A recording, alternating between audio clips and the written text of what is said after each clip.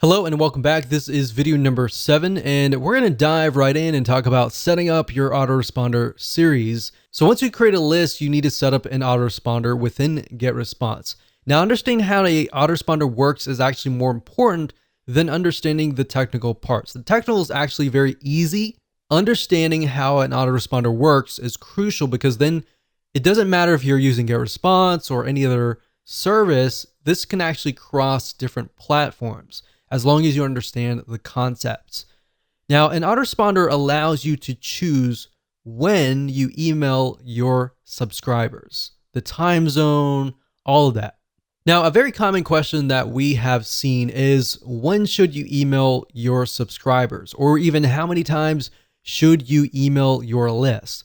And while I can't give you an exact answer, I can say that it really depends on your audience. If you've done the proper demographic research and you understand somebody's typical day and all of that, then understanding when is the best time to email them is actually quite easy.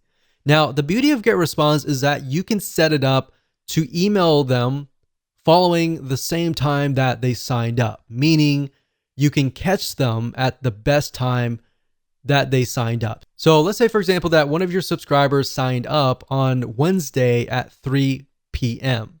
What GetResponse will do is it'll actually detect that, and you could set that within your email autoresponder system and say, okay, email them every day at 3 p.m. or every week on Wednesday, 3 p.m.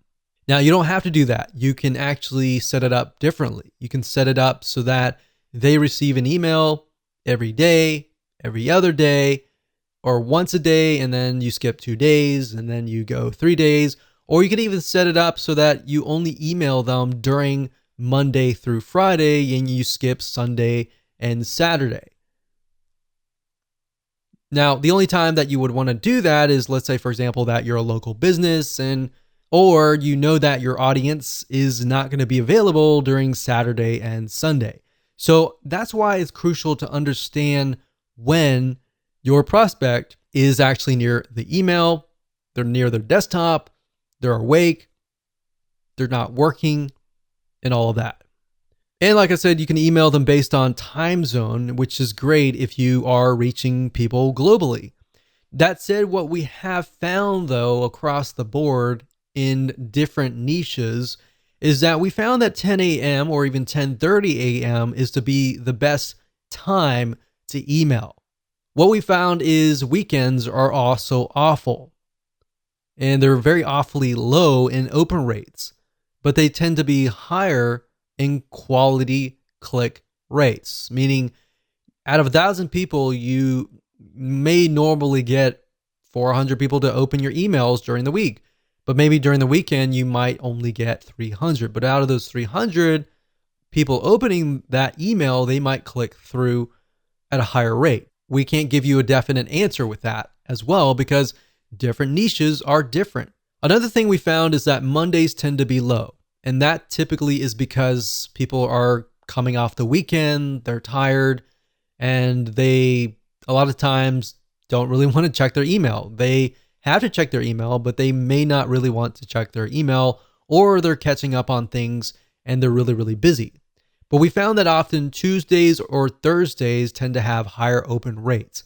Now, if you want, you can go to Google and type in the best time to email your audience in a specific niche, and you might actually get that data. Because a lot of the email autoresponder services out there will actually collect this data and provide that to you. Like I said, at the end of the day, you don't really know. Unless you really know your audience and you know what their typical day looks like, out of 1,000 people, the majority of people, they wake up, they go to work, they come back. Maybe during lunchtime, they are actually near the computer at 12 p.m. or even 11:30 p.m. You know that. And you know that they come back home. The best time to reach them maybe 7:30 or 8 p.m. during their time. So that's why understanding their typical day and what that looks like is so crucial.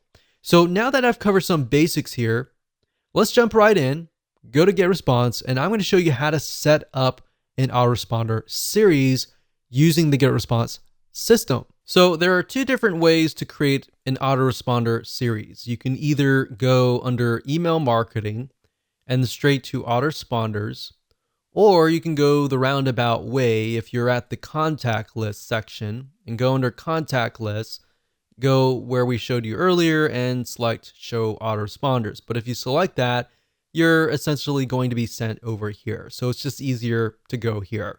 But I wanted to show you that just in case you have a better idea on how to navigate GetResponse. So now that we're here, we can click create new, and we're going to create a new autoresponder. So this was the new tests list 1.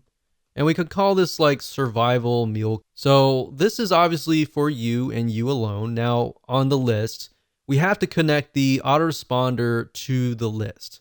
So we have to select this and then find the list, which is the new list 1. So we're going to click this. And as you can see here, I went ahead and selected that. So you need to connect that too, otherwise it's not going to work. Now right here, this tells you when do you want the first message to be received. So after they confirm that they are indeed real and genuine, then the next thing is when do you want them to receive the email? Now, it's my recommendation that you immediately send them an email. So I would put day 0. And while that doesn't really make sense because it should be day 1, that's how most autoresponders are set up. So day 0 really means 1, immediately. Day 1 usually means the next day, 24 hours after that. So that's that. You can send the message immediately with delay of. So if you select that, you could say, well, I want them to receive it maybe a couple hours later. So the way and the reason why you would need to do that is, let's say, for example, that you're a consultant and you get people signing up on your forms and you say to them like, okay, if once you sign up, we'll look through your details, and if you're legit, we'll start sending you emails, kind of deal. Or if it's a local business, you could specify that I only want to email on Monday, Tuesday, Wednesday, Thursday, Friday. We'll negate Saturday and Sunday. You could do that as well. So you could send immediately on these days and skip out on Saturday and Sunday.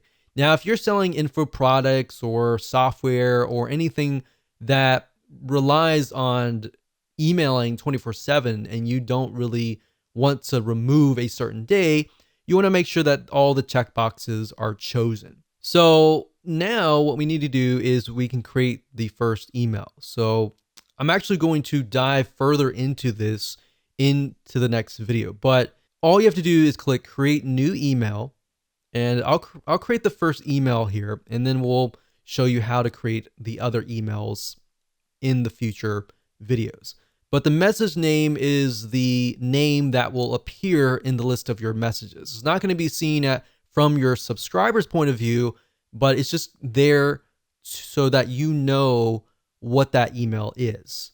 So if we say survival kits email 1, and that's just for us, the subject, of course, will be different. That's something that your subscribers will see. So you definitely don't want to put the message name. So we could say something like welcome to survival.